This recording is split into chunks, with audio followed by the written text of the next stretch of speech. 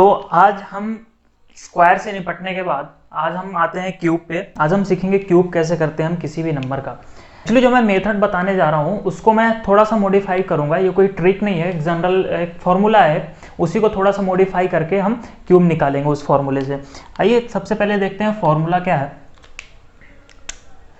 मैं फॉर्मूला लिख रहा हूँ। देखिए a प्लस बी का क्यूब क्या होता है। मैं a प्लस बी का क्यूब ही लिख रहा हूँ। a क्यूब प्लस में 3a स्क्वायर b प्लस में 3b स्क्वायर a प्लस में b का क्यूब। ठीक, तो ये मैंने फॉर्मूला लिखा है। a क्यूब प्लस में 3a स्क्वायर b प्लस में 3b स्क्वायर a प्लस में b क्यूब। अब मैं इस फॉर्मूले को थोड़ा सा मॉडिफाई करूंगा। मैं क्या करूंगा, ये जो मैंने प्लस लगाया है जहां जहां पे भी, इस प्लस को हटा के मैं यहां पे एक लाइन ड्रॉ करूंगा। सिंपल। फॉर्मूले में जो प्लस आता है उसको हटा के क्या करना है, एक बस लाइन ड्रॉ कर देना है और ये हमारा बन गया फॉर्मूला। इससे हम निकालेंगे क्यूब। एग्जाम्पल लेते हैं और स्टार्ट करते हैं। मैंने एग्जाम्पल लिया 23 का क्यूब निकालेंगे इस फॉर्मूले से। देखिए अब जो गिवन नंबर है हमारा, उसमें हमारा a क्या है b क्या है ये हम डिसाइड करते हैं। एक्चुअली हम क्या करेंगे, जैसे हमें कोई भी नंबर दिया रहेगा हम उस नंबर के दो पेयर बनाएंगे। एक को मानेंगे a, दूसरे को मानेंगे b। ठीक, हमारा यहाँ पे गिवन नंबर है 23। मैंने यहाँ पे इसको दो पार्ट में डिवाइड किया। मैंने 2 को माना a, 3 को माना b।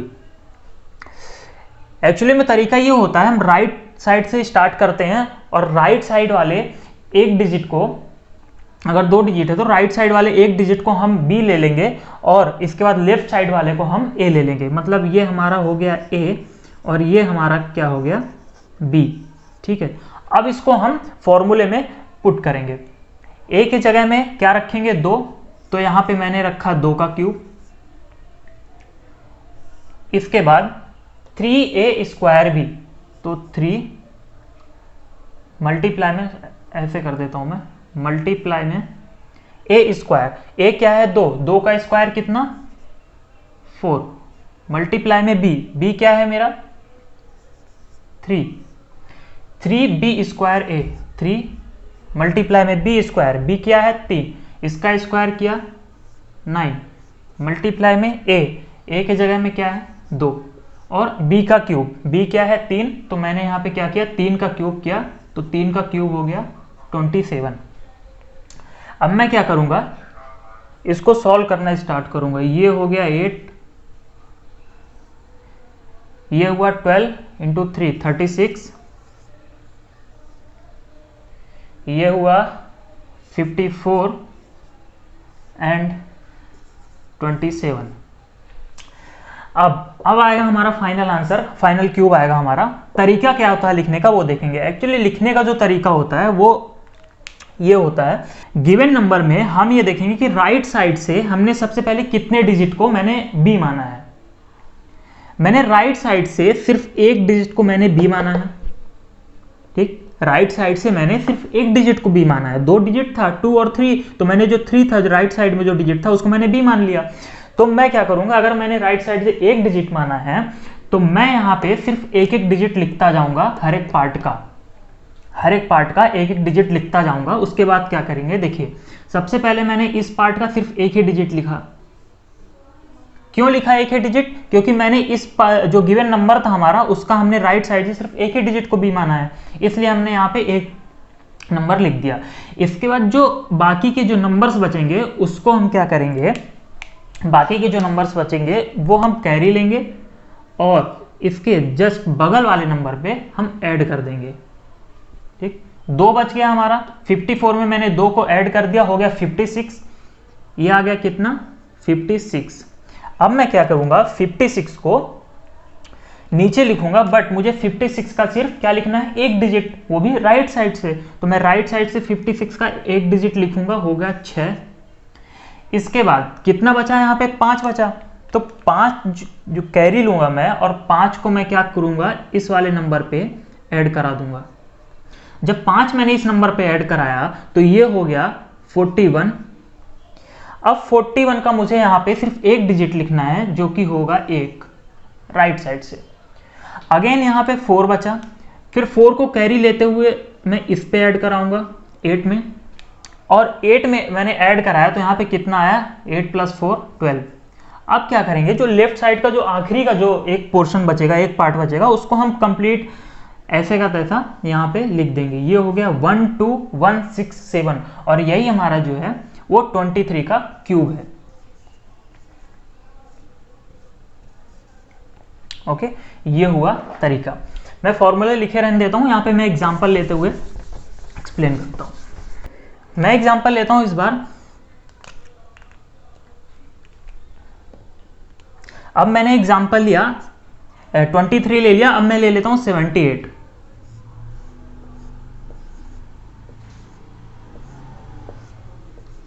देखिए इसमें डिजिट का कोई लफड़ा नहीं है, आप किसी भी डिजिट का, चाहे वो 2 डिजिट हो चाहे 3 डिजिट हो, किसी भी डिजिट के आप क्यूब आसानी से इस मेथड से निकाल सकते हैं। मैंने क्या किया, a + b का क्यूब का एक फॉर्मूला लिखा। मैंने उस फॉर्मूले में जो भी प्लस के निशान थे मैंने उसको मिटा दिए, और मैंने प्लस के जगह पे एक क्या किया, मैंने एक लाइन ड्रॉ कर दी। मतलब जो हमारा आंसर निकलता है वो 4 पार्ट में निकलता है, ठीक है, 4 पार्ट में आंसर निकलता है। देखिए सबसे पहले हम क्या करेंगे, मैंने कहा जो दिया हुआ डिजिट रहेगा उसको 2 भाग में डिवाइड करेंगे, एक को मानेंगे a, एक को मानेंगे b। हम राइट साइड से स्टार्ट करते हुए आते हैं। राइट साइड का जो पहला डिजिट है उसको मैंने मान लिया यहाँ पे a, राइट साइड के पहले डिजिट को मान लिया मैंने क्या, सॉरी b, और लेफ्ट साइड को जो एक डिजिट है उसको मैंने मान लिया a, ठीक है। तो 7 हो गया हमारा a और 8 हो गया हमारा b। अब इस फॉर्मूले में जहां जहां पे भी a है वहां पे हम 7 लिखेंगे, जहां जहां पे भी b है वहां पे हम 8 लिखेंगे। a का क्यूब मतलब 7 का क्यूब, 7 का क्यूब किया। मैंने कहा था, देखिए पहली वीडियो आप जाके देखिए, मैंने बताया था अच्छे से कि 2 से लेकर 30 तक के हमें स्क्वायर और क्यूब, एटलीस्ट 2 से 20 तक के तो स्क्वायर और क्यूब हमें याद ही होने चाहिए। देखिए अब यही है, मैंने सीक्वेंस से चीज़ें बताई, और वो चीज़ें जो मैंने पहले बताई हैं वो चीज़ें आगे काम आ रही हैं और हमेशा आती रहेंगी। तो 7 का क्यूब कितना हो गया, होता है 343 कंप्लीट। एक पार्ट, सेकेंड पार्ट में आएंगे। 3 मल्टीप्लाई में a का स्क्वायर मतलब 7 का, b मतलब 8, थर्ड पार्ट 3 मल्टीप्लाई में b का स्क्वायर मतलब 8 का स्क्वायर, मल्टीप्लाई में a मतलब 7, और यहां पे b का क्यूब मतलब 8 का क्यूब। ओके, अब मैं ऐसे का यहां पे लिखते जाऊंगा 343, 3 मल्टीप्लाई में 49। एक्चुअली आपको एक एक स्टेप लिखना नहीं है, सब बाद में स्किप कर दूंगा मैं, अभी मैं मल्टीप्लाई करके दिखा रहा हूं। और जो राइट साइड का जो एक डिजिट है सिर्फ हम वही लिखेंगे, बाकी के जो बचे हुए लेफ्ट साइड के जो डिजिट होंगे उसको हम बगल वाले में कैरी करते हुए लिखेंगे। ऐसा क्यों करते हैं, सिर्फ एक डिजिट क्यों लेते हैं, क्योंकि मैंने गिवन नंबर में राइट साइड से सिर्फ एक ही डिजिट को b माना है। मतलब राइट साइड से जो राइट साइड का जो पेयर बना है वो सिर्फ एक डिजिट का है, तो मैं इसलिए यहाँ पे सिर्फ एक डिजिट लूंगा, एक डिजिट यहाँ पे मैं उतार दिया करूंगा, और बाकी मैं क्या करूंगा, कैरी कर दूंगा बगल वाले में। तो ये 51 बचा। 51 यहाँ पे जब कैरी कराया मैंने तो इस पे ऐड कराऊंगा मैं 51, तो ये आ जाएगा ये आएगा 1395, 1395। ओके, 1395 का मैंने एक डिजिट यहाँ पे लिखा, मैंने लिखा 5। 139 बचा, 139 को मैं कैरी करते हुए यहाँ पे मैंने ऐड कराया। ओके, अब 1176 में 139 मैंने ऐड करा दिया, 1315, यहाँ पे आ गया 1315 जब मैंने 139 को ऐड कराया। तो मैं क्या करूँगा, सिर्फ एक ही डिजिट यहाँ पे लिखूँगा 5। ओके, इसके बाद एक डिजिट लिखते हुए बाकी के जो डिजिट बच रहे हैं इनको मैं इस पे ऐड कराऊँगा। 131 को ऐड कराया मैंने, तो 131 को ऐड कराया तो यहाँ पे आ गया 474, तो मैं यहाँ पे लिखूँगा 474, क्योंकि इसके बाद कोई पार्ट है नहीं, तो जैसे का तैसा मैंने यहाँ पे लिख दिया और ये हमारा क्यूब आ गया 78 का, 474552। ओके, देखिए अब मैं जो एग्जांपल लेने जा रहा हूँ वो मैं 3 डिजिट का लूँगा। ठीक, 3 डिजिट का एग्जांपल लूँगा, उसमें क्या डिफरेंस आएगा, क्योंकि 2 डिजिट का था तो हमें एक वैल्यू ए लेनी होती थी, एक वैल्यू बी लेनी होती थी, तो मैं एक एक डिजिट को ले लेता था ए और बी। बट 3 डिजिट के केस में क्या करेंगे, यहाँ पे 2 कंडीशन बन सकती है, आप समझ रहे हैं। मैंने लिया 211। अब देखिए यहाँ पे 2 कंडीशन क्या बन सकती है, एक तो मैं इस 21 को ए ले लूं और इस जो बचे हुए एक को मैं बी ले लूं, या फिर मैं क्या कर सकता हूं कि ये जो 2 है इसको मैं ए लूं और ये जो 11 बच रहा है इसको मैं बी ले लूं। 2 कंडीशन बनी यहाँ पे, तो इन दो में से क्या कौन सी कंडीशन हम कंसीडर करेंगे। एक्चुअली हम दोनों कर सकते हैं, दोनों में सेम आंसर आएगा, बट थोड़ा सा कैलकुलेशन का डिफरेंस आएगा किसी किसी नंबर में, वो भी सारे नंबर्स में नहीं आएगा। ठीक है, तो यहाँ पे ज़्यादा लोड लेने की जरूरत नहीं है, आप कुछ भी करें, या तो राइट साइड से 2 डिजिट ले लें और लेफ्ट साइड में बचे हुए एक डिजिट को ए ले लें, या तो राइट साइड से आप सिर्फ एक ही डिजिट लें और लेफ्ट साइड के बचे हुए 2 डिजिट को ए ले लें। डिफरेंस आएगा, एक स्टेप में डिफरेंस आएगा। याद है मैंने आपको कहा था, चलिए मैं बताता हूँ, पहले मैं मेथड्स में पुट करता हूँ पहले वैल्यू, उसके बाद फिर मैं जब वो स्टेप आएगी तब बताऊँगा कि मैं राइट साइड से यहाँ पे इस बार मैं 2 डिजिट ले रहा हूँ। ठीक, इसको मैंने ले लिया बी और ये जो 2 बच गया हमारा इसको मैंने ले लिया ए।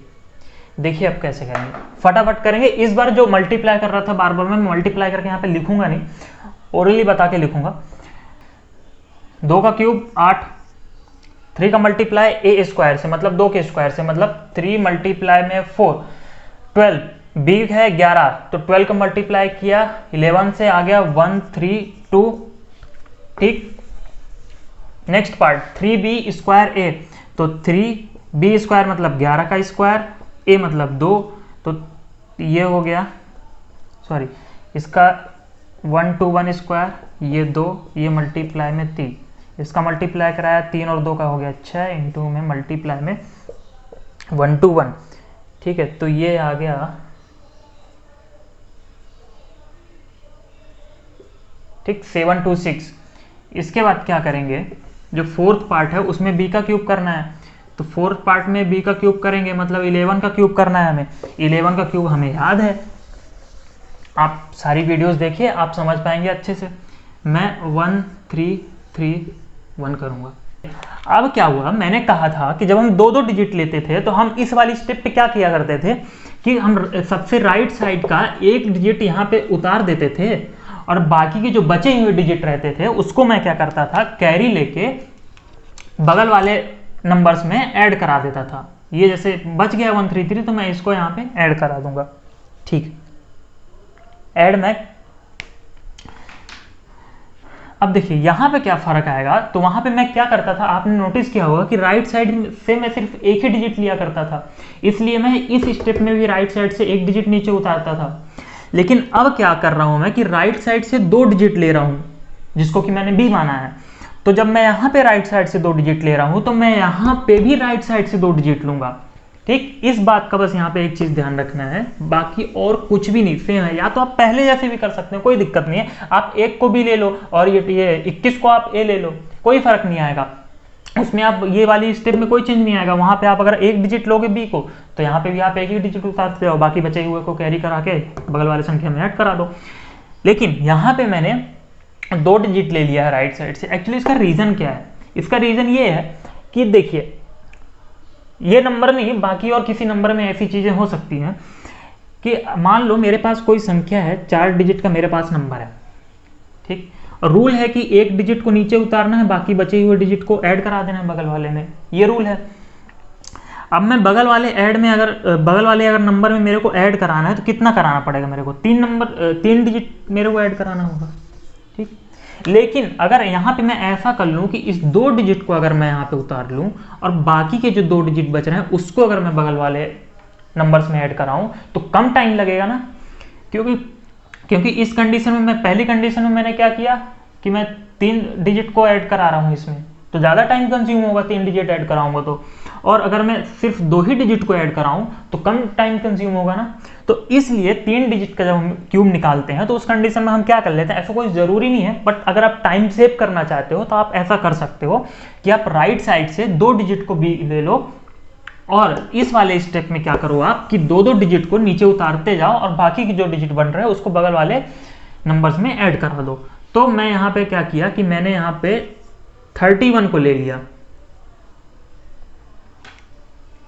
फिर 13 बच गया यहाँ पे, इसको मैं यहाँ पे ऐड कर दूंगा, तो ये आ गया हमारा 937। मैंने क्या किया फिर कि 2 डिजिट को लेते जाना है, तो यहाँ पे मैंने लिया 39 और अब ये जो 7 बच गया इसको मैंने यहाँ पे ऐड करा दिया, तो ये आ गया 9 3 1। 2 डिजिट को मैं यहाँ पे लिख लूँगा, 1 डिजिट को मैं कैरी लेके बगल वाले में ऐड करा दूंगा।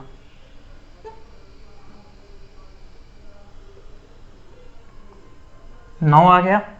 अब लास्ट वाले में जितने भी नंबर्स बच जाएं उनको वैसा का वैसा लिख दो, तो ये हमारा आ गया किसका स्क्वायर, 211 का स्क्वायर। अब मैं एक और एग्जांपल ले रहा हूं, नेक्स्ट एग्जांपल इज 301। 301 फटाफट मैंने क्या कहा कि राइट साइड से 2 डिजिट को मैं लूंगा B और लेफ्ट साइड से मैंने 1 डिजिट को मान लिया A। अब देखिए यहां पे आपको इस नंबर्स में आपको आसानी से फर्क समझ में आ जाएगा। अगर मैं लेफ्ट साइड के जो लेफ्ट साइड में जो 30 है अगर मैं उसको A ले लेता और यहाँ पे जो 1 बच रहा है उसको अगर मैं B लेता तो कैलकुलेशन जब हम करते तो हमारा ज्यादा टाइम कंज्यूम होता, हमें 30 का यहाँ पे क्यूब करना होता, फिर मुझे 30 को मल्टीप्लाई कराना होता। अब यहाँ पे क्या हुआ कि मैंने 2 पार्ट में तोड़ा तो एक पार्ट ए जो है 3 बन गया और जो बी है वो मेरा 01 बन गया, मतलब इसको हम एक ही कंसीडर करेंगे, 01 या 1 एक ही बात है। तो कैलकुलेशन हमारा कितना ईजी हो गया ना। तो यही रीजन था कि मैं ये वाली जो कंडीशन है इसको प्रेफर करता हूं। ठीक है, देखिए ए का क्यूब 27,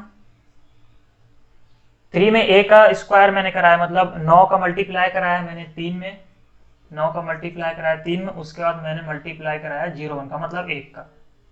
ठीक है, तो कितना हो गया 27,